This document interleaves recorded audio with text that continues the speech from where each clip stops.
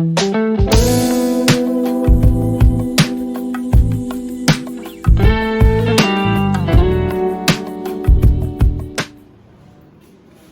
हम लोग income tax में सैलरी टॉपिक पर एक क्वेश्चन की प्रैक्टिस करेंगे और इनकम टैक्स में सैलरी पर कैसे टैक्स लगाया जाता है, किन किन चीजों को हम टैक्सेबल करते हैं, किनको एग्जाम करते हैं, इनको ध्यान में रखते हुए आज के क्वेश्चन की प्रैक्टिस की जाएगी। क्या अलाउंसेस होते हैं, क्या परक्विज होती है, इनको भी स्टडी किया जाएगा। लेकिन आज के क्वेश्चन में हम लोग का मेन फोकस रहेगा हाउस रेंट अलाउंस को कैलकुलेट करना या चार्ज निकालना, और साथ ही साथ लीव ट्रेवल कंसेशन के बारे में भी आज हम लोग जानेंगे। तो आपकी स्क्रीन पर देखिए क्वेश्चन चल रहा है और उसको ध्यान से पहले कॉपी पर नोट कर लेंगे पेन से लेकर, और बिना नोट के अगर आप क्वेश्चन को पढ़ेंगे तो आपको थोड़ी प्रॉब्लम करेगी। लेकिन अगर क्वेश्चन को नोट कर लिए हैं और फिर देख रहे हैं कैसे इसकी फीडिंग कर रहे हैं, किसको एग्जाम कर रहे हैं, कितनी अमाउंट एग्जाम कर रहे हैं, किसको टैक्सेबल कर रहे हैं, तब आपके लिए बहुत आसान हो जाएगा। तो कॉपी पर लेकर तुरंत पेन से क्वेश्चन नोट करिए और क्वेश्चन आपकी स्क्रीन पर इस समय चल रहा देखिए। Mister Dayal is employer in DCM Limited, Delhi. During the previous year 2020-21, he had received the following pay: allowances and amenities from his employer. उनकी जो अपने एम्प्लॉयर से रिसीव किया उसकी इंफॉर्मेशन दे रहा है। बेसिक पे ₹20,000 पर मंथ। हमें बेसिक पे ही चाहिए। बेसिक पे का मतलब होता है उस सैलरी में से कोई भी डिडक्शन नहीं हुआ। एम्प्लॉयर RPF का डिडक्शन करता है, इनकम टैक्स का डिडक्शन करता है, बहुत सारी सुविधाएं प्रोवाइड करता है, डिडक्शन करता है। तो हम लोग जब टैक्सेबल सैलरी निकालने होंगे तो बेसिक सैलरी लिखेंगे, और बेसिक सैलरी का मतलब उसमें से कोई भी चीज डिडक्ट नहीं हुई होगी। सीधे सीधे क्वेश्चन में दिया है 20,000 per month. Commission on sales 5%, dearness allowance 2,000 per month under service condition, यानी डियरनेस हमारा अंडर टर्म्स ऑफ एम्प्लॉयमेंट है। तो अंडर टर्म्स ऑफ एम्प्लॉयमेंट का मतलब रिटायरमेंट की बेनिफिट के कैलकुलेशन में हम डीए को यूज करेंगे, ये इसका मतलब होगा। Bonus equal to 2 month salary, basic salary जो पाया 20,000 उसको equal to 1। House rent allowance 500 per month, जिसको आप कितना हिस्सा टैक्सेबल होगा आज इसी को हमें फोकस किए हुए हैं। Entertainment allowance 250 per month. Entertainment allowance का डिडक्शन भी मिलता है, लेकिन इसका रूल है कि पहले इंटरटेनमेंट अलाउंस को पूरा का पूरा सैलरी में ऐड करो। अगर वो गवर्नमेंट एम्प्लॉय है तभी डिडक्शन मिलेगा, जबकि ये गवर्नमेंट एम्प्लॉय नहीं है, सैलरी में तो ऐड होगा लेकिन इसको डिडक्शन नहीं दिया जाएगा। The employer pay ₹1,000 as his income tax penalty. अगर एम्प्लॉय के किसी भी ऑब्लिगेशन का पेमेंट करता है, यानी कोई लायबिलिटी जिसका पेमेंट एम्प्लॉयर को करना है, एम्प्लॉय को करना है, उसको पेमेंट एम्प्लॉयर कर देता है, तो ऐसी कंडीशन में यह फुल्ली टैक्सेबल होगा, उसकी सैलरी में ऐड कर दिया जाएगा। He spent in September 2020 he went on a visit Kashmir with his family. The expenditure amounting to ₹16,000 paid to him by the employer as LTC leave travel concession. He had traveled by AC first class. The expenditure would have been only 14,000. देखो LTC leave travel concession जब छुट्टियों में employ कहीं घूमने जा रहा होता है, उसके छुट्टियों के पैसे को एम्प्लॉयर दिया कर लेता है और ये एग्जेप्टेड है। लेकिन इसकी कंडीशन है कि ये जर्नी मिनिमम कितने रुपए में कंप्लीट की जा सकती है। अगर उससे ज्यादा अमाउंट देगा तब तो ज्यादा वाला टैक्स होगा। अगर कुछ भी नहीं क्वेश्चन में दिया रहेगा तो ये मानेंगे कि इतना ही खर्च होना चाहिए और इसको एग्जेप्ट मानेंगे। तो देखो इसमें 60,000 पेड किया एम्प्लॉयर ने, जबकि ऐसी फर्स्ट क्लास से जर्नी 14,000 में पूरी की जा सकती है, यानी 2,000 एक्स्ट्रा पेड किया तो 2,000 LTC हमारी टैक्सेबल हो जाएगी लीव ट्रैवल कंसेशन। अगर ये नहीं अमाउंट बोला रहता तो पूरा का पूरा एग्जेम्प्ट कर देते। He was given a washing machine of ₹9,000 in gift by his employer. उसको एम्प्लॉयर ने 9,000 की वॉशिंग मशीन गिफ्ट में दी है। गिफ्ट 5,000 तक एग्जेम्प्ट करता है और रिमेनिंग उसकी टैक्सेबल सैलरी में ऐड हो जाएगा। He and his employer each contribute 12.5% of his salary to RPF. Recognized Provident Fund में एम्प्लॉय का भी पैसा डिपॉजिट होता है एक अकाउंट में और एम्प्लॉयर का भी होता है। एम्प्लॉय का पैसा तभी हम लोग सैलरी में लिखेंगे जब बेसिक सैलरी से वो लेस किया गया। तो अगर नेट सैलरी दी रहेगी तभी लिखेंगे, लेकिन अगर बेसिक सैलरी क्वेश्चन में दिया है तो यह माना जाएगा वो सैलरी में ऐड है, इसलिए एम्प्लॉय के कंट्रीब्यूशन को मेन सैलरी में नहीं लिखेंगे। लेकिन एम्प्लॉयर का कंट्रीब्यूशन अगर आरपीएफ में है, रिकॉग्नाइज्ड प्रोविडेंट फंड में है, तो 12% से अगर ज्यादा है तो ज्यादा वाले हिस्से को हम लोग सैलरी में ऐड कर देंगे। तो यह 12.5% यानी 0.5% एम्प्लॉयर ने ज्यादा कंट्रीब्यूट किया है एग्जम्प्टेड अमाउंट से, उस 0.5% को हम सैलरी में ऐड करेंगे। इंटरेस्ट ऑन आरपीएफ मिला 22,000 11% के रेट से। इंटरेस्ट ऑन आरपीएफ अगर 9.5% तक है तो एग्जम्प्ट होगा, लेकिन 9.5% से ज्यादा मिला है तो ज्यादा वाले अमाउंट को हम लोग टैक्सेबल करेंगे। फिर नीचे लिखा है compute taxable income as a salary, और लिखा है कि वो जो एम्प्लॉय है वो 6,000 पर मंथ के रेंट पर हाउस में रह रहा है, जो कि हाउस रेंट अलाउंस को कैलकुलेट करने में हमें हेल्प करेगा। तो हम इसका सॉल्यूशन बोर्ड पर देने जा रहे हैं, आप लोग अच्छे से उसको नोट कर लें तब बोर्ड पर सॉल्यूशन पर आए। तो आपने उम्मीद है कि क्वेश्चन को कॉपी पर नोट कर लिया है, अब सॉल्यूशन के लिए तैयार हो जाइए। अगर अभी नोट नहीं किए हैं तो पहले तुरंत वीडियो को रोकिए, कॉपी पर क्वेश्चन को नोट करिए। एक ही बार में हम गारंटी देते हैं, एक ही बार में आपको पूरा का पूरा सॉल्यूशन मिल जाएगा और एक बहुत बड़े इंपॉर्टेंट टॉपिक को आप सीख जाएंगे। तो चलिए देखिए, इसमें आगे हम लोग सॉल्यूशन पे आते हैं कि मिस्टर जो दयाल है, दलाल जो है वो डीसीएम दिल्ली में एम्प्लॉई है, उसकी कंपनी उसको क्या क्या प्रोवाइड कर रही है जब वो जॉब में गया है, नौकरी कर रहा है। तो पहला बेसिक पे, तो बेसिक पे एक ऐसी अमाउंट होती है जो एम्प्लॉयर एम्प्लॉय को जब देता है उसमें कोई भी अमाउंट डिडक्ट नहीं होती है। तो बेसिक पे फुल्ली टैक्सेबल है, हमने बेसिक पे को लिखा 20,000 पर मंथ और 12 से मल्टीप्लाई किया 2,40,000 बेसिक पे हो गया। फिर सेकंड नंबर पर कमीशन ऑन सेल्स, ये सेल्स का डिपार्टमेंट संभाला होगा और इसकी कंपनी कही तुम जितना सेल्स करोगे सेल्स पर तुम्हें 5% हम देंगे। ये ध्यान दीजिए कि अगर कोई भी पर्सन कहीं भी जॉब कर रहा है और वहां पर उस जॉब के बदले में जो भी चीजें अपने एम्प्लॉयर से पा रहा है सब कुछ सैलरी है। इनकम टैक्स पता है कि अपने एम्प्लॉयर से जॉब के बदले में जो भी हम पाएंगे सब सैलरी है। अगर अलाउंसेस रुपीज में पाए हैं तो डायरेक्ट उसको लिखेंगे, अगर पर पीस सुविधाओं में पाए हैं उन सुविधाओं को रुपीज में कन्वर्ट करेंगे। तो कमीशन ऑन सेल्स भी पार्ट ऑफ सैलरी होगी। तो उसने पूरे ईयर में 10 लाख की सेविंग की है और 10 लाख पर 5% उसे 50,000 कमीशन मिला। फिर है डियरनेस अलाउंस, डियरनेस अलाउंस एक फुल्ली टैक्सेबल अलाउंस है, 2,000 पर मंथ पा रहा है और ये अंडर टर्म्स ऑफ एम्प्लॉयमेंट है, यानी जहां जहां वर्किंग नोट में डीए की जरूरत पड़ेगी डीए को यूज करेंगे। तो हमारा dearness allowance DA 2,000 per month, 12 month का हो गया 24। तो बहुत इजी चीज है ये, यहां पर फिर लिया bonus equal to 2 month salary, वो बोनस भी पाया है और जो सैलरी के 2 मंथ के इक्विवेलेंट है और 1 मंथ की बेसिक सैलरी इसकी है 20,000 और बोनस 2 मंथ का 20,000 into 2 40,000 हुआ।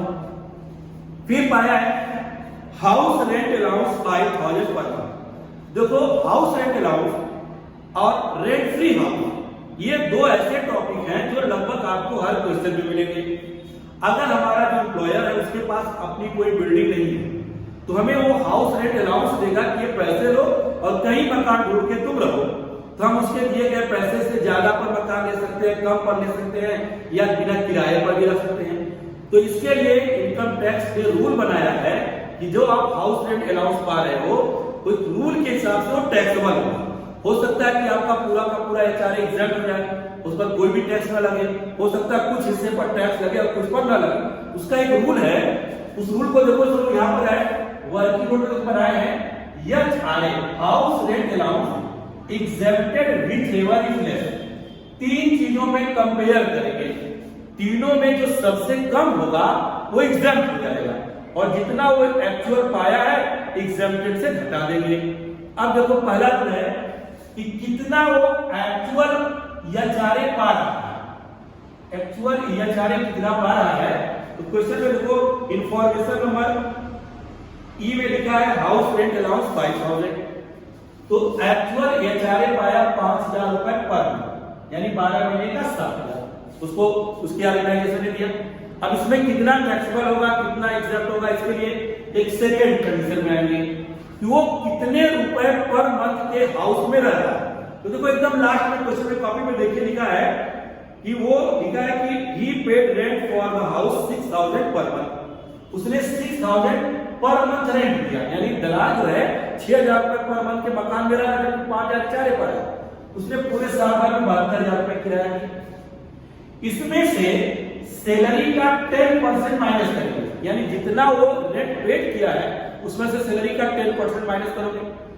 यह चाहे कि सैलरी में जो चीजें जुड़ेगी, बेसिक सैलरी जुड़ेगा, डियरनेस पे जुड़ेगा, डियरनेस अलाउंस जुड़ेगा अंडर टर्म्स ऑफ एम्प्लॉयमेंट, और कमीशन ऑफ सेल्स। चार चीजें जुड़ेगी, basic salary, dearness pay, dearness allowance under terms of employment, commission on sales at fixed rate. उसमें से तीन चीजें जो क्वेश्चन में है, बेसिक सैलरी है, कमीशन ऑन सेल्स है, और डीए पूरा का पूरा अंडर टर्म्स ऑफ एम्प्लॉयमेंट। इन तीनों को ऐड किया है 3,14,000। इसका 10% निकालोगे, आएगा 31,400।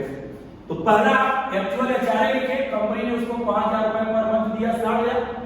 वो 6,000 रुपए पर मंथ के मकान में रह रहा है, 72,000 रेंट दिया।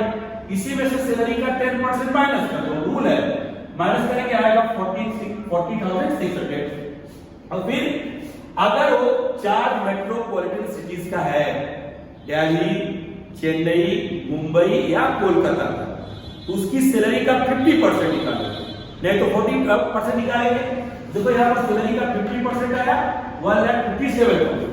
अब इन तीनों में कंपेयर करोगे, इन तीनों में जो सबसे कम होगा वो एग्जैम्प्ट होगा। इन तीनों में सबसे कम 40,600, ये एग्जैम्प्ट हो गया। इतना उसकी जितना पाया उसमें से माइनस करोगे। अब देखो यह चारे एक्चुअल में वो पाया है 7,000 पाया है। इन तीनों में जो सबसे कम होगा माइनस करेंगे, कभी कभी यही सबसे कम होता है, तो माइनस करोगे या चारे को ध्यान हो जाएगा। लेकिन इन तीनों में सबसे कम सेकंड वाला है 40,600, हम माइनस करें आया 19,400, यानी जो ये चारे वो पाया 60,000, केवल टैक्स देगा वो 19,400 रुपए पर। फिर नेक्स्ट देखिए लिखा है इंटरटेनमेंट अलाउंस। इंटरटेनमेंट अलाउंस हम पहले सैलरी में ऐड कर देते हैं जितना भी पाएगा। अगर वो गवर्नमेंट एम्प्लॉय है तो बाद में उसको 16(2) का डिडक्शन मिलेगा, लेकिन यहाँ पर वो गवर्नमेंट एम्प्लॉय नहीं है, जितना इंटरटेनमेंट अलाउंस मिला है उसको पूरी की पूरी इसकी सैलरी में ऐड कर दिए। फिर मिला है income tax penalty paid by employer. अगर एम्प्लॉयर एम्प्लॉय के किसी भी ऑब्लिगेशंस को पेड करता है तो वह एम्प्लॉय के लिए पेमेंट माना जाएगा, और वो एम्प्लॉय की सैलरी में जुड़ेगा, माना जाएगा कि एम्प्लॉयर उतना पैसा एम्प्लॉय को दे दिया। यहाँ पर टैक्स एम्प्लॉय को पेड करना था, एम्प्लॉयर ने पेड किया, और ये 1,000 हुआ। एटीसीआर वो कश्मीर में अपनी पूरी फैमिली के साथ गया और उसके एम्प्लॉयर ने उसको 16,000 रुपए उसकी जर्नी पर एक्सपेंड किया। ये पूरा का पूरा एग्जैक्ट होता है, लेकिन ये देखा जाएगा कि वो जर्नी कितने में कंप्लीट की जा सकती है। अगर जितना एक्सपेंड हुआ उससे कम में कंप्लीट की जा सकती है तो रिमेनिंग अमाउंट टैक्सेबल हो जाएगा। तो 16,000 रुपए पेड हुआ है एम्प्लॉयर ने, लेकिन 14,000 रुपए को जर्नी पूरी की जा सकती है 14,000 में, तो जो एक्सेस होगा वो टैक्सेबल हो गया 2,000। फिर है gas, electricity and water bill paid by employer. देखो कुछ फैसिलिटीज होती हैं जैसे सर्वेंट की फैसिलिटी, गैस, इलेक्ट्रिसिटी, वाटर की फैसिलिटी, उसको फ्री एजुकेशन उसके बच्चों को, कार की फैसिलिटीज, ये फैसिलिटीज के हम रुपीज में कन्वर्ट करके सैलरी में ऐड करते हैं, लेकिन वो तभी सैलरी में ऐड होगा जब वो स्पेसिफिक एम्प्लॉय हो। ये सुविधाएं स्पेसिफिक एम्प्लॉय की डिफिनेशन आपको पिछले वीडियो में बताया था कि वो उसी कंपनी में एज ए एम्प्लॉय वर्क भी कर रहा हो, उसी कंपनी का शेयर भी खरीदा हो, वो उसी कंपनी में डायरेक्टर हो और उसी कंपनी में एम्प्लॉइज का भी वर्क कर रहा हो। साथ ही साथ उसकी जो मॉनिटरी रिसीट्स है 16(1) के डिडक्शन के बाद 50,000 से ज्यादा हो, तो यहाँ पर उसकी देखो बेसिक सैलरी 2,40,000 है, कमीशन अलाउंसेस ये सब देखो रुपए में मिले, मॉनिटरी रिसीट्स आपकी अलाउंसेस तक है। देखिए अगर आप इसको ऐड करके 50,000 माइनस करेंगे तो 50,000 से बहुत ज्यादा है, इसलिए यह एक स्पेसिफिक एम्प्लॉय है। तो जितनी भी फैसिलिटीज हैं, सर्वेंट की फैसिलिटी, इलेक्ट्रिसिटी, वाटर बिल की फैसिलिटीज, कार की फैसिलिटी, सब इसकी सैलरी में ऐड होगा। एम्प्लॉयर ने उसके गैस, इलेक्ट्रिसिटी और वाटर का बिल जो पेड किया है 12,000 उसकी सैलरी में ऐड कर देंगे। फिर गिफ्ट मिला है, और गिफ्ट का रूल है कि अगर एम्प्लॉयर अपने एम्प्लॉय को गिफ्ट देता है तो गिफ्ट 5,000 तक एग्जैम्प्ट होगा। तो 9,000 की वॉशिंग मशीन है, 5,000 तक एग्जैम्प्ट हो गया, रिमेनिंग 4,000 टैक्सेबल हो गया। फिर एम्प्लॉयर और एम्प्लॉई दोनों ने 12.5% आरपीएफ में कॉन्ट्रीब्यूशन किया। आरपीएफ रिकॉग्नाइज्ड प्रोविडेंट फंड, जब कोई पर्सन रिटायर होगा तो उसको एक फंड दिया जाता है कि रिटायरमेंट के बाद वो अपनी बाकी की लाइफ को अच्छी तरह से अपना जी सके। तो यहाँ पर गवर्नमेंट ने कहा कि इनकम टैक्स डिपार्टमेंट ने कि एम्प्लॉय की भी सैलरी से डिडक्ट होगा और एम्प्लॉयर भी अपनी तरफ से देगा। लेकिन अगर एम्प्लॉयर आरपीएफ में 12% से ज्यादा का कॉन्ट्रीब्यूशन करेगा तो ज्यादा वाला टैक्सेबल हो जाएगा। अब देखो यहाँ पर एम्प्लॉयर ने 12.5% कॉन्ट्रीब्यूशन किया, यानी 0.5% ज्यादा कॉन्ट्रीब्यूशन है, तो 0.5%। यहाँ भी हम सैलरी का मतलब निकालेंगे। आरपीएफ के लिए जो सैलरी होगी, employer contribution exempted up to 12%, 5.5% extra है। अब सैलरी का मतलब सभी को नहीं लोगे, रूल कहता है कि आरपीएफ के लिए वही सैलरी यूज होगी जो एचआरए के लिए होगी, यानी basic salary, dearness allowance under terms of employment, commission on sales और डियरनेस पे, इनको जोड़ोगे 12% तक एग्जैम्प्ट रहेगा, रिमेनिंग टैक्सेबल हो जाएगा। तो यहाँ पर 3,14,000 जोड़ने पर आ रहा है, और 12.5% एम्प्लॉयर ने कॉन्ट्रीब्यूशन किया है, एग्जम्पशन से 0.5% ज्यादा, तो 0.5% आ जाएगा 1,570 रुपए। अब जिस बैंक में ये आरपीएफ का पैसा जमा होता है वो बैंक हमें इंटरेस्ट देता है, और बैंक अगर 9.5% से ज्यादा इंटरेस्ट दे रहा है तो रिमेनिंग इंटरेस्ट भी हमारी सैलरी में जुड़ेगी। और इसको इंटरेस्ट जो मिला है 22 लाख मिला है 11% की रेट से, यानी 1.5% तो ज्यादा पाया है। तो 20,000 11% पाया है रेट से, 1.5% ज्यादा पाया है। अब ये ज्यादा वाला जो है उसकी सैलरी में ऐड कर देंगे, यह 3,000 रुपीज।